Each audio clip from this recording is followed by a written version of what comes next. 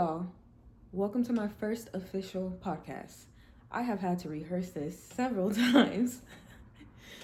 Um, I was told I should probably be on a podcast or start a podcast or something like that. Also, I did a little research into my chart and everything, and my moon is in my 10th house, which is also MC, which I just, talked to ChatGPT about. And it basically says everything that I already confirmed about for myself of how I know I'm supposed to speak life into people and help them out. Not in any way that takes away from me or getting too involved in your life, but I am supposed to speak life into the people that need it right now. And right now it's the beginning of 2026. It's January 1st, 2026. And this is my very first video. If I'm not looking at the camera, please don't get mad at me. I don't mind looking at the camera, making eye contact with y'all. I'm just like in thought. So, what I want to start about is because I don't want to make this super long. Hopefully, this is under 30 minutes. But my name is Jalen. I'm 26 years old, and I have been through trials and tribulations in my life that have caused me to learn a lot at a very young age. I have been married, currently going through a divorce, and that taught me a lot. I grew up with emotionally immature parents, which taught me a lot as well. And I don't know. I feel like I just have things to say, and this could help people around me become the best version of themselves for themselves. So, without further ado, let's get started. So, first thing I want to talk about is healing and how to start your healing journey.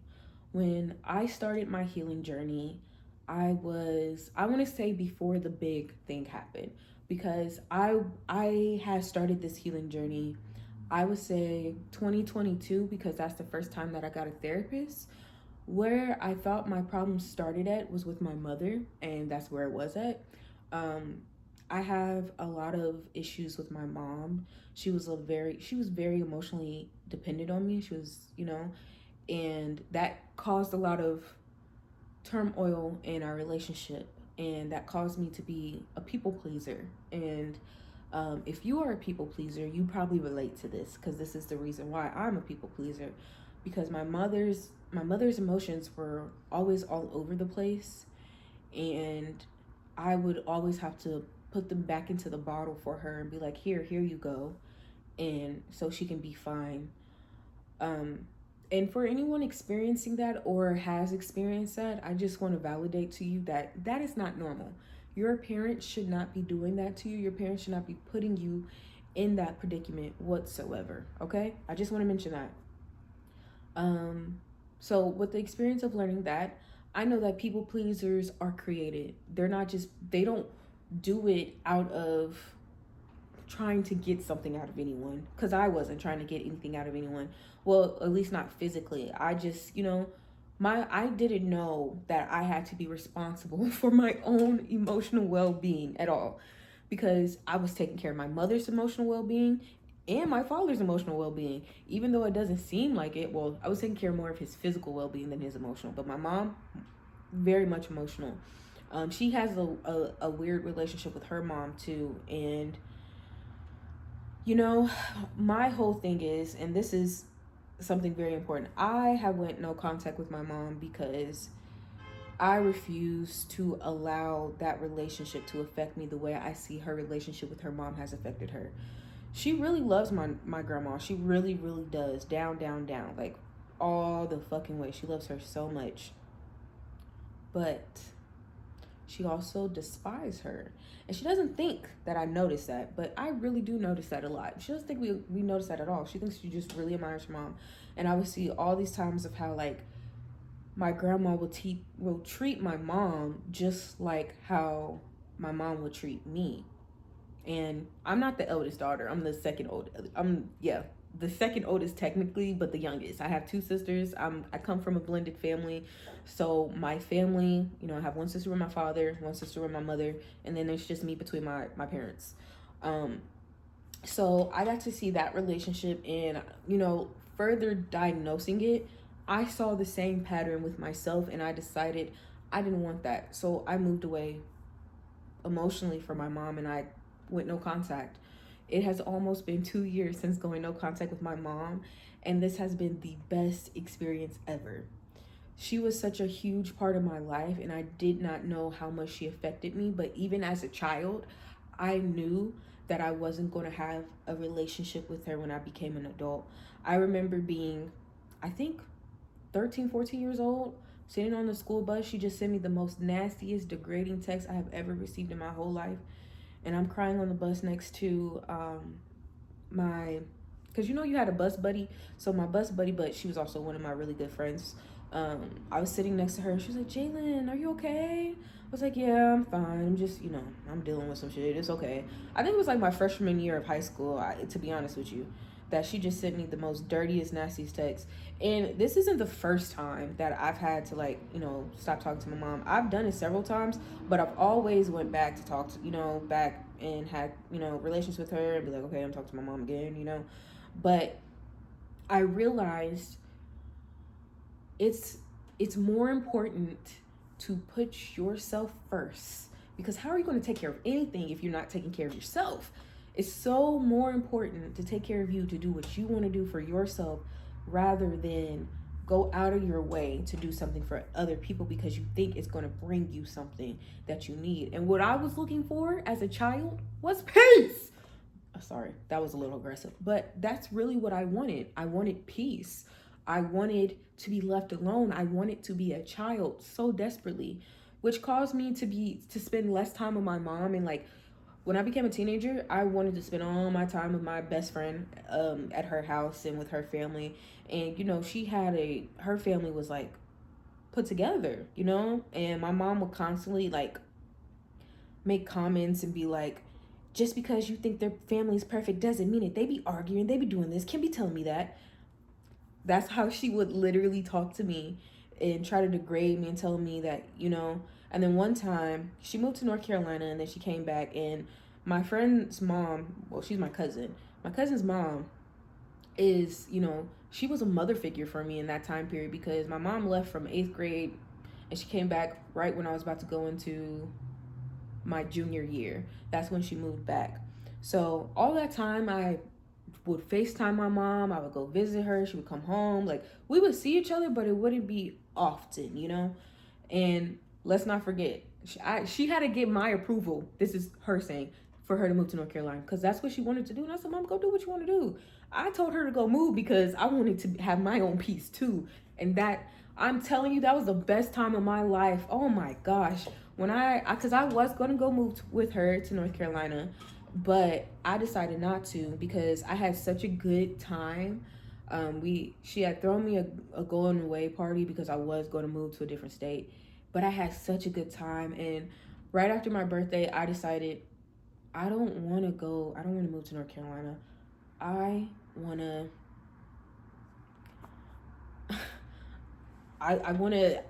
stay home. I want to go to, this high school that I want to do this. This is what I want to do. She was very upset about it. She was very, very upset about it. But I know that time away from me, she needed that too, to go and be an adult and have her own separate time too.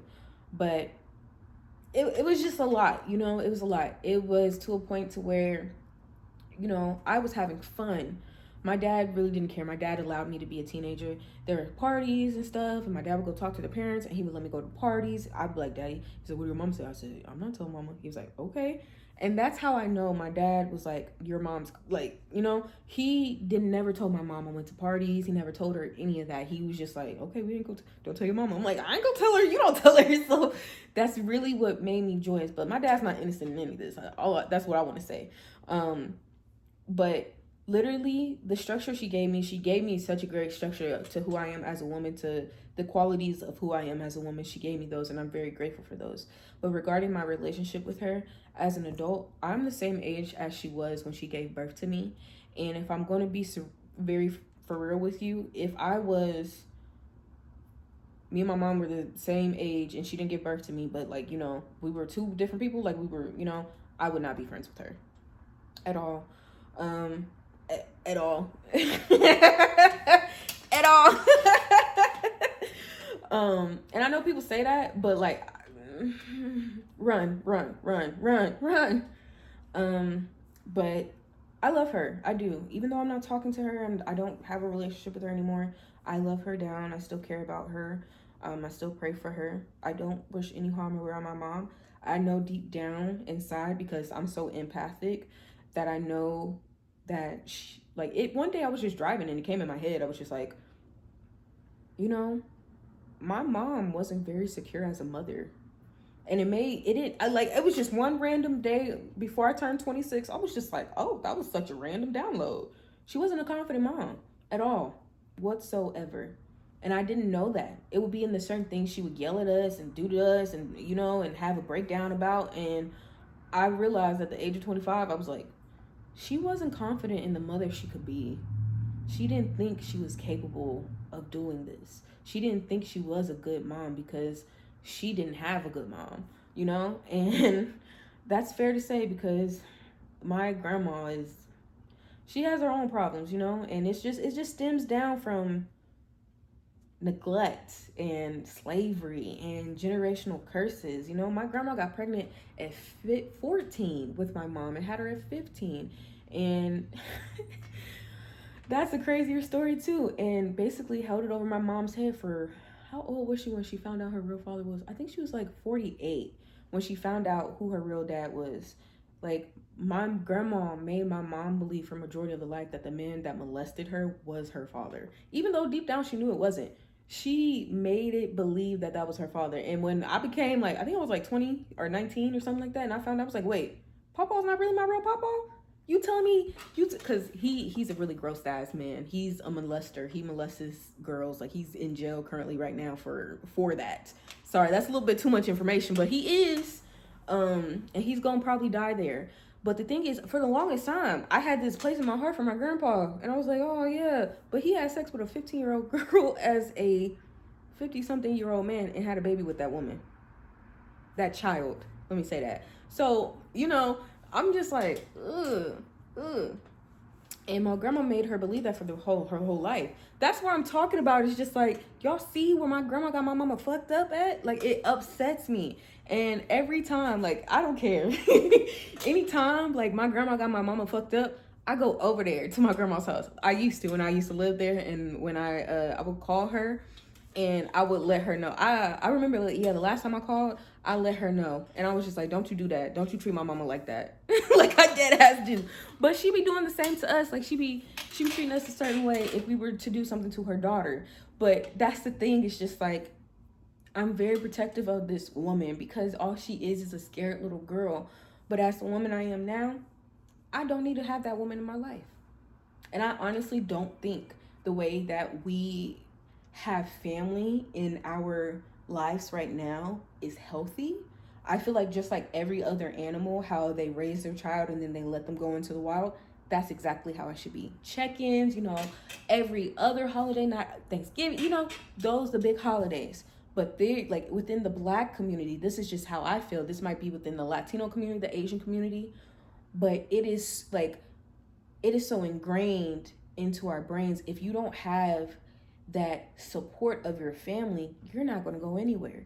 I never had my family support, and here I am. And the first time I got my family support is when I moved out here. My mom helped me get out here, but that was for her benefit, and I have no problem with that. Right now I'm in California. My mom and my sister, they moved back to Kansas, so I'm just like, I'm in the state, I'm living my best life, I'm having a good time on my own, and it's amazing. And I'm grateful for the experiences, but the healing journey I learned from, like, I literally, it stems from your mother, and it probably stems from your father. Like, I'm in that transition where I've learned everything I needed to learn about, my mother experience, and now I'm healing my father wound. That's what I'm going through right now. And I can tell you, like, that does some death to your ego. God, it really hurts to put your parents on this pedestal, and then you become an adult, you do adult things, and then you just be like, now why the hell did you do that? Like, it hurts. It's very painful. You be looking at your parents like, bitch, if I was you, I would never do that shit. Like, what the fuck? Like, at least that's just me, So that's why I feel like it's very important to be honest about your healing journey. To be honest, I want to say this most. Don't go to those people and try to have these conversations. These are conversations for you to have with yourself, with the in your imagination. Like literally close your eyes, get into a dark space, like in a meditative space, and literally just imagine having these conversations with them in your head. And maybe even potentially you might actually have those in person after you do that exercise. And the reason I'm saying that is because if you do it in advance before you do it inside your head, you're doing that with loaded emotions, because of course your emotions are loaded. You've been put through things your whole life. So of course, girl, you loaded. You ready to explode. So it makes sense. But at the same time, you need people in your life every day. Every day. You need people in your life every day. But you don't need that person in your life. You can support yourself on your own. And I know within the Black community, it is very hard because we have been so dependent on our family and everything. But we are still unlearning toxic traits from slavery. We are still breaking curses from over 400 years ago. Like, we are just now preparing our lineage and breaking the curses. And that's my thing for 2026. If you are ready to heal, you got to realize you're going to hurt first before you get to the good part. Because when I tell you, it hurts. It hurts. It hurts when you give out more, when you're doing more and you can't receive more. So when I went through my separation with my ex-husband, you know, when he was being, I don't know, dealing with infidelity. I don't know. Let's say that. I'm trying to figure out the right word, but I can't, my brain's not computing it. But basically dealing with his infidelity and, you know, all of that, that broke me down because I watched my mom go through that. I watched, you know, my dad cheat on my mom and how that affected my parents' relationship. I watched it break down my family dynamic right in front of me. And I knew that, you know, I was so grateful that I didn't have any kids with this man. And even though I suffered a miscarriage in the midst of it, but other than that, you know, it really broke me down. I broke down. I was broken down. I was broken down. I was broken down. I was. I really was. But you know what? I had people around me to help me and to aid me, like out of nowhere. God, this is how you know God is really on your side. Me and my best friend, we have been best friends since we were in 5th grade. And when we got like, I believe it was like 19, she was wilding. So I let her go wild.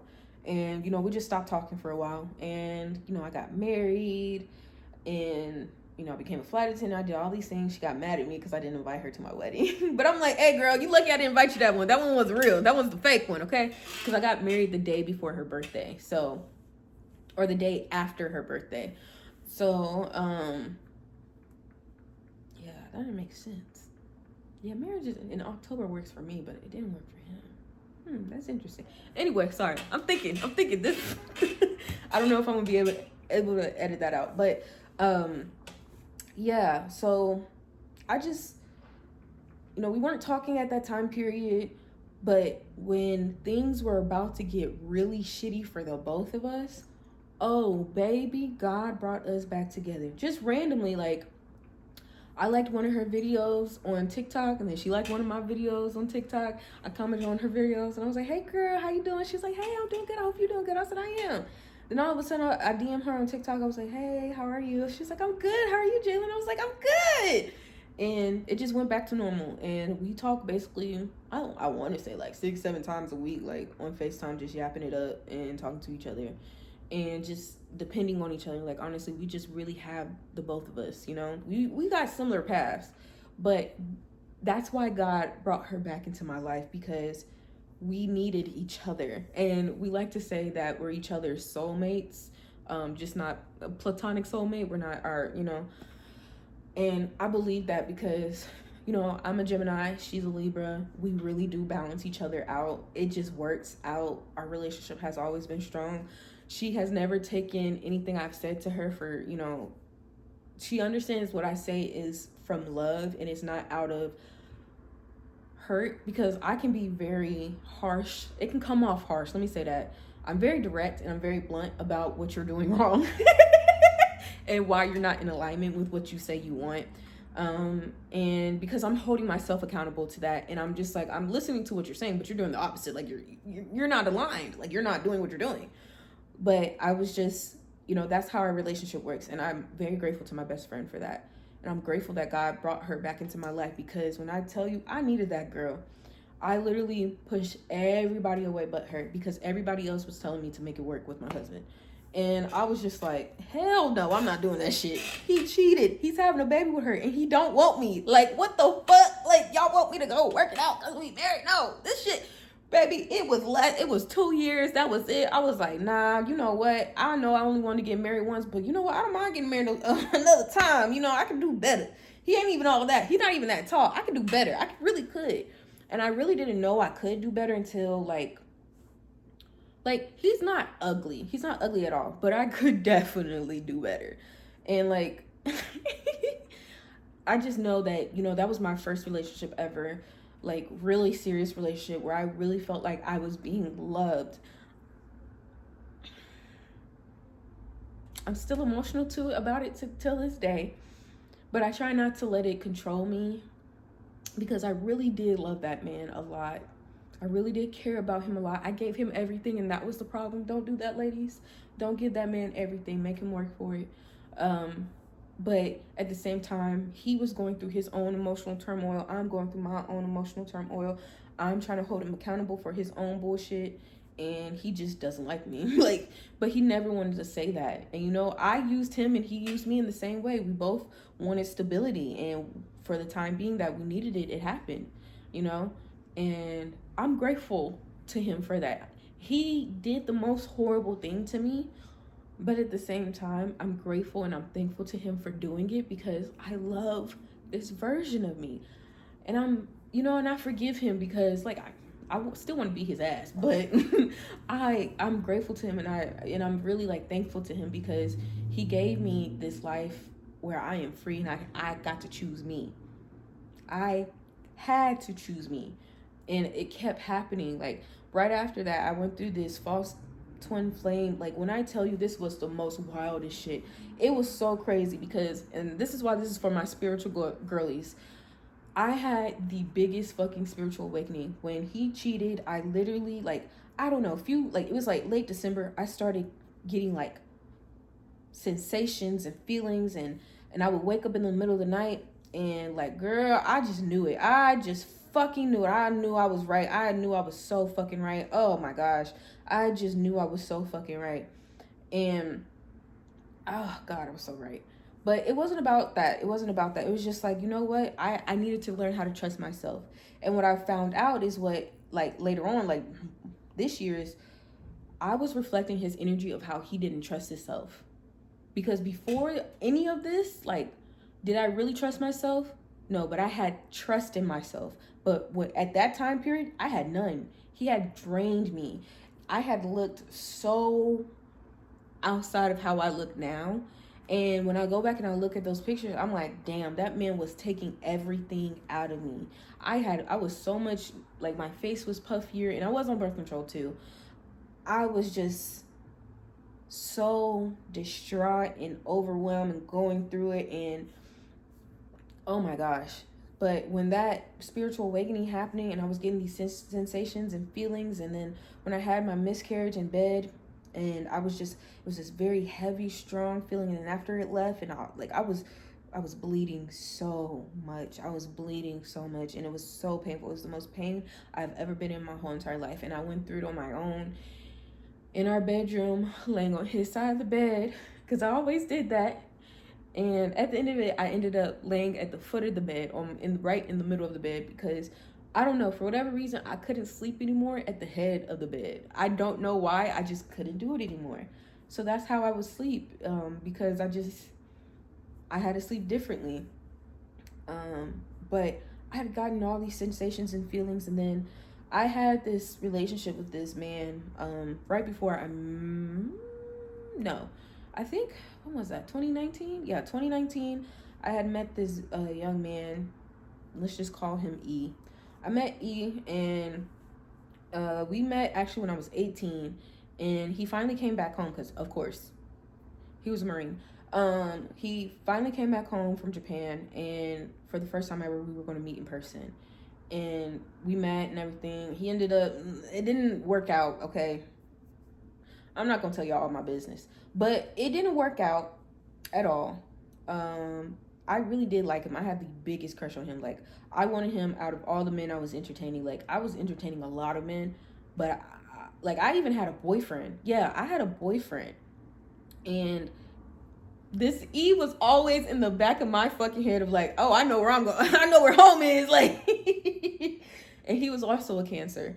And I was like, I know where home is. You know, like, I always wonder what if. And then when we finally met, you know, we clicked and everything. Then I realized a lot about him in person, about how much he really just did not care about me. And how, like, he was not, what is the word? Considerate. He was not considerate at all. He was not considerate at all. So then when I met my ex-husband, and he was like, oh yeah, I was told I'm not considerate. I was like, huh. But he was doing a lot of considerate shit. And so I was just like, I don't know why you say that when you're doing a lot of considerate shit for me. He wanted something. That's why. But that relationship that I had with him, and then, like, we did that, you know, the first time. Nothing between me and E really went anywhere because I went back to my ex, and then me and my ex broke up. Not my ex-husband. This is another ex. I was with my ex-boyfriend. The boyfriend, you know, let's say his name is also E. We're going to call him S, actually, because that's why he went by. So, E and S. So S broke up with me, right? S broke up with me because he wanted to be with his homeboys. So, I was like, all right, bet. So then I got with E, and me and E was together. And, you know, me and old boy broke up for, like, I think it was like a week. It was like perfect timing because, girl, when I tell you I wanted that man, but I'm sorry. This started out calm, but just telling my business, I guess. But I really, really wanted him. So I was like, I did the most stupidest fucking thing, and y'all should not do this. I do not promote it. Don't even encourage it. I drove up to the base. I was at Camp Pendleton, okay? Crazy thing happened. This is how you know God was trying to really protect my dumb ass. We got up there, you know, I drove up there, you know, we went and we got pokey. And then we were about to go on base, and he was like, oh, get your ID out, you know, my cat car is messing up, so we might gotta pull to the side, they might gotta look at some paperwork, and then we'd be okay. I'm like, okay, fine, cool. We get to the gate. This man, they didn't clear his record from when he was a child, so he went to jail when he was a kid because he was a badass. He was so mysterious. I don't know, that man has something on me, but so this is 28 minutes. So I was like, oh shit. We were there for like 2 hours waiting for him to get arrested. He was so scared, and I could see it, I could feel it, I can sense it. He was trying to be so strong. And so then I went back home, and then, you know, he got out, and they figured out that it was, you know, a mistake. And then he got out of jail. He had to spend a whole week in jail. I was like, free my man. That was the first and the last time I ever did that. Okay. And then I went back a week later. Yeah, it was like a week or maybe 2 weeks later, and things happened then. I learned real quick that was not what I wanted because he was just so inconsiderate. But I really, really liked him. I liked how he made me feel. I like how, you know, it was sometimes. But at the end of it, I just knew, yeah, this ain't it. I'm not going to do this. So I ended up telling him I didn't want to be with him. And I said, yeah, I let him know I didn't want to be with him. He was upset about that. What else happened? Okay, so yeah. Then something happened in between us medically, and I had to take care of that. And then I was upset about that. Then I went back to my ex. And then, yeah, that was... He's like, do you do it better than me? I was like, no. Technically, no, but he was bigger. But anyway, past that might be too TMI. But I'm just being real with y'all. Honestly, I'm being real. So after we did that and everything, years and years go later, like I said, that was like 2019. Then here we come 2024. I am laying in my bed. Now I went out to my tent. I have a little smoke tent. I did at the time. And I would go in my tent, I would meditate, and I would do all of this. And I was like, okay, since I'm no longer in this relationship with this man, my ex-husband, I'm going to fantasize. I'm going to go back into my fantasy land. I'm going to put a man in my mind. I'm going to, in my head, I was like, oh, he's a construction worker. He has a big ass truck. He can build me a house. He can do all of this. After that, I went back in the house, went to sleep. That was around, I want to be honest with y'all, around 3 a.m. Yeah. So then when I woke up that morning, when I went to sleep, because I went to sleep for a little bit and I woke back up and I was like, oh my gosh. Like, he just came on my mind out of nowhere. Like, I was just like in bed. I'm like, Emilio. I probably shouldn't have said his name, but he won't watch this. Yeah, I said that, and then I was like, okay, I don't remember that man's last name, but when I wake up, I will remember that man's last name. I went to sleep. I woke up. My best friend called me. I called her back. She was like, oh, there's shit all over the floor. I said, I know his name. I don't know, like, Jesus. My spiritual abilities in 2024 were insane. Like, I was on that shit. I was amazing. But I was also really stupid with how much power I had and what I was doing. And this is how I learned that I could do energy play and everything like that. We had a very, you would say a twin flame, a false twin flame relationship, because I could feel his feelings. I could feel his emotions. He could make my body move, and I could make his move with our imagination, telepathically. He taught me that. He has such a big imagination, and he was so strong and powerfully covered in all these tattoos and shit, and to protect him and all of that, because all he was doing was just protecting himself. And like, I don't know, maybe he doesn't know that I know this about him, but he's just like such a fronter. But it's just how he protects himself, and I'm not mad about it, because some people just don't know how to protect themselves. But like, oh God, until this day, he's still hot to me. Like, but could I ever take that man back? Absolutely not. I had to cut things off because he didn't know boundaries. He didn't really want me. He just wanted to use me, and that was not it. It was just like an emotional thing. But God brought him near to me for me to recognize that I was easily allowing people into my energy, and wanted him to recognize that he is extremely inconsiderate and not a good person. Because one time I did just do the typical Gemini thing, and I blew the fuck up, and I told him everything about his goddamn self. And I think that woke him up, but at the same time, it made him want to hurt me because he's a narcissist. And if you don't know anything about narcissists love, even if you don't hurt them, but you make them recognize something inside of them that they did not want to recognize, they will come back and try to hurt you. So you have to choose to leave them alone and leave them where they are. And that's what I had to do ultimately. That was a lot of information. I'm sorry. That was. But yeah, I went through that. That taught me a lot. That taught me a whole bunch. That taught me so much about what I deserve. So after that, I just went into this whole healing state for myself. I did a lot of research. TikTok was a huge help. I was in therapy with the most greatest therapist in the world. That she is no longer a therapist, and that hurts my heart, but also that's really good for her, because she was taking on a lot of energy, and I could tell it was taking a toll on her.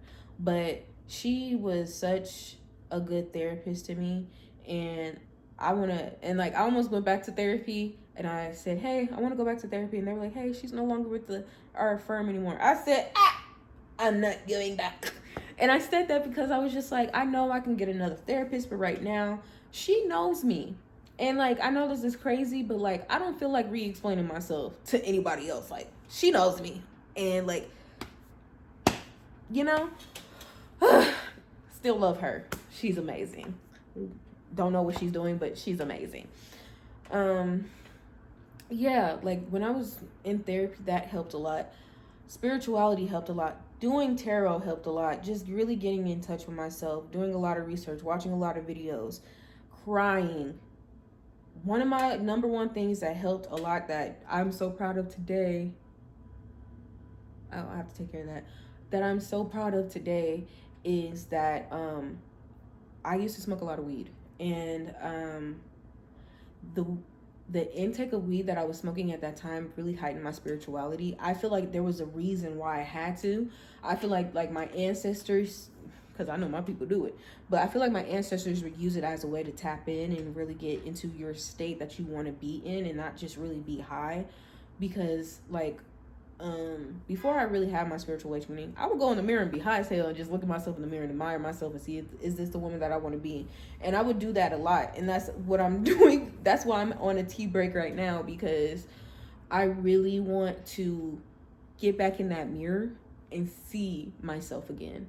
That is why I'm like, you know what? I don't have to do this. I don't have to keep this promise to myself, but I want to keep it to myself because I deserve it. Now, am I able to eat and keep food down? Barely. It's hard right now, but it's going to be worth it at the end of the month when I'm able to do what I want to do and experience what I want to experience and see myself for who I am, you know, because I love myself and I love who I am. But ultimately, I had to choose me. I had to choose me over E. I had to choose me over S. I had to choose me over my ex-husband. And like, even my situation with E was like crazy. And I went back to that man. And this is my thing. I said I'm a never goer backer, okay? I don't go back. But I went back to that man several times. We were boyfriend and girl. We broke up like 3 or 4 times. I think I broke up with him once. He broke up with me twice. So yeah.